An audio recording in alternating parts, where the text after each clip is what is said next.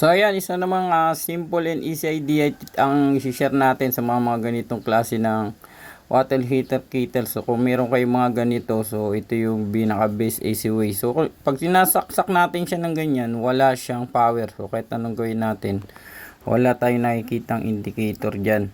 So unang-unang gagawin natin dapat dyan is ma-check natin yung kanyang pinapatungan na ito is ayos ba talaga siya.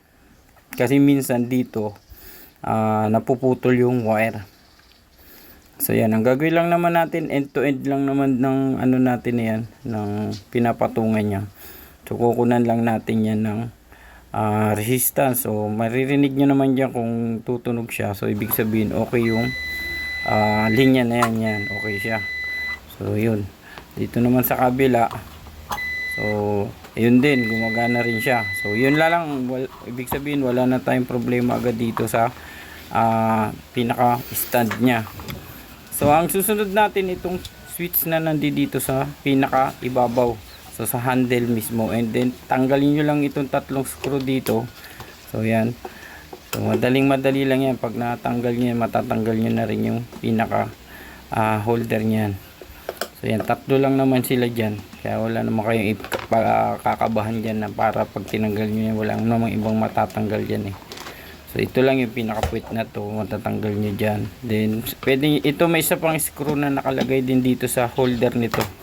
So yun, so pag natanggal na natin yan, so easy na yan, mabubuksan na natin lahat. So ito unang una, so yan, kasama na yung pinaka-takip nya, matatanggal din yan. And then ito, natatanggal talaga to. So ito yung pinaka switch dito. So sa ilalim niyan meron pa tayong mamaya ipapacheckin. So ito yung indicator. Dapat kapag hina-power natin yan, meron talagang indicator yan.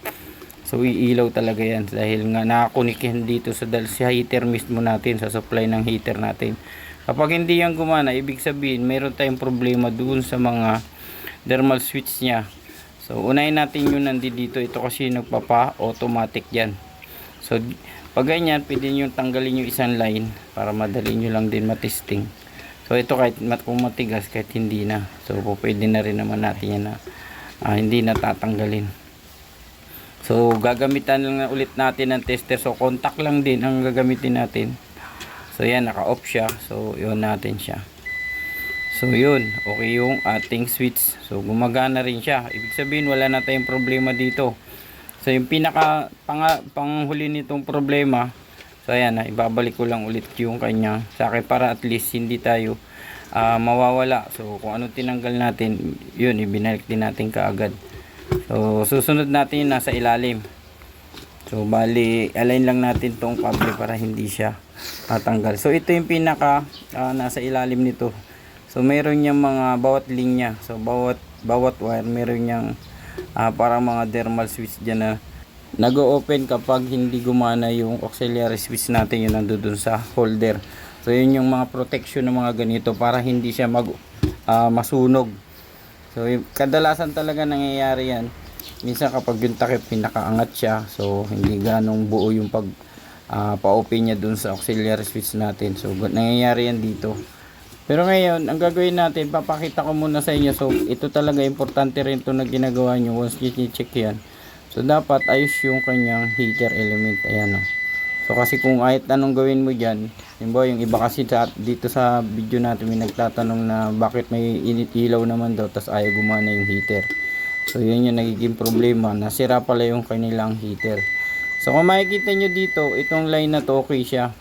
So, yung kabilang line, pero yung nasa loob, yung may bilog kayo dyan, mapapansin na mas maliit. So yan, so ito naman yung nasa kabila na umakyat dun sa ating switch sa holder. So mapapansin nyo na hindi siya gumana. So yan, so dun naman sa switch, kung titesteringan natin kung naka-switch yung kanina, malamang tutunog ito. So ibig sabihin naka-close yung linya. Yan, naka-on yung linya na yan. So ibig sabihin may problema tayo dito sa thermal switch, dito papasok sa ilalim nito. So yung isa kabilang linya. So ngayon tatanggalin ko lang muna para makita nyo yung ilalim nito.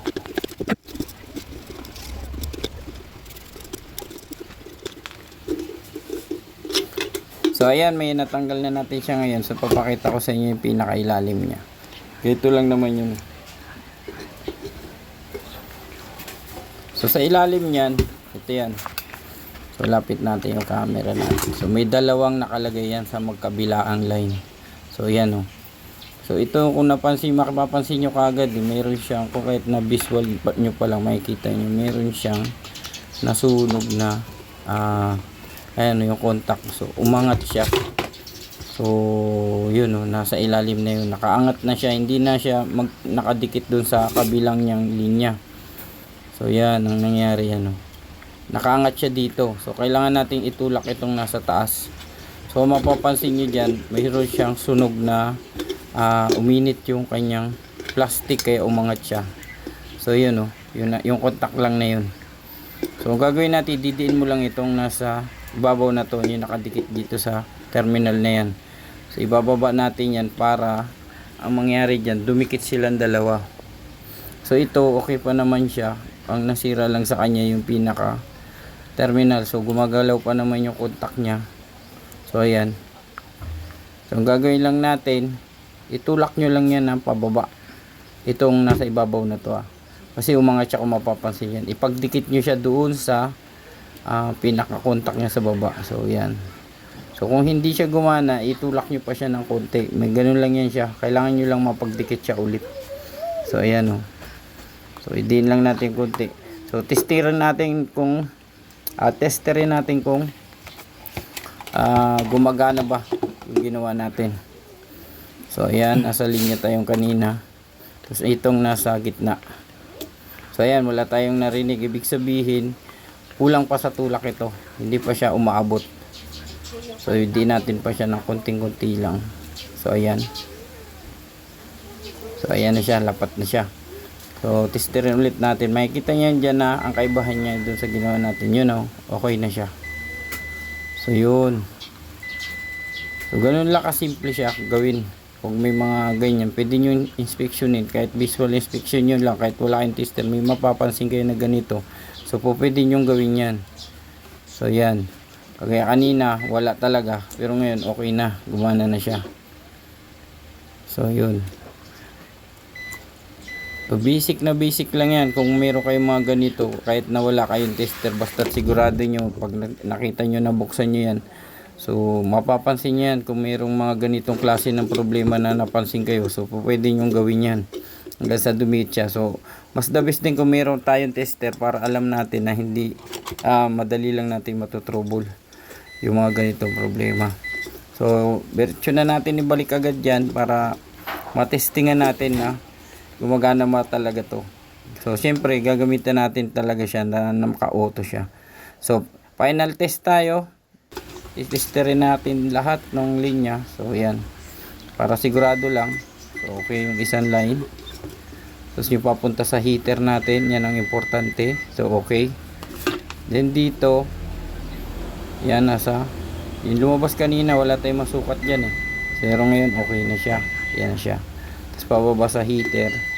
So yun, okay na siya dahil sa switch. Yung switch na yan yung mag-off ng ating linya. So yun nandito dito. Yan. Pag tinister ulit natin yan, so dito isa-isa meron yan, sigurado dito wala na. So ito lang yung switch talaga yung nagpapapatay sa kanya dyan.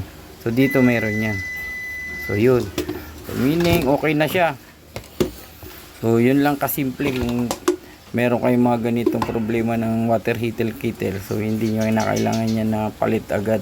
So pwede nyo rin yung i-check kung ano nangyari sa kanya. So mga ganyan, ganito lang naman ka-easy yan. At grabe lang kasimpleng gawin yan. So ibabalik ko na ngayon yung mga tinanggal nating screw-in para matestingan natin to na kaagad. And syempre kung may mga katanungan ka dyan, pwede mo naman i-comment dito sa video natin. So sasagutin natin yan sa abot ng ating makakaya. So ngayon ibabalik ko na yung kanyang stand. So ayan. So sasaksak lang natin siya agad ng mabilisan dahil nga wala naman pa tayong nilagay na tubig dito. So yun, yung ilaw na kagad siya, may indicator na siya. So wag natin patagalin, lagyan natin agad siya ng tubig para wala tayong kaba. So ngayon, hintayin lang natin yan na kumulo. Ito naman, saglit lang naman ito pag kumulo dahil na hindi natin dadamihan yung nilagay natin tubig dyan. Kaya kung mapapansin nyo, nag-start na siya na bumula yung gilid niya.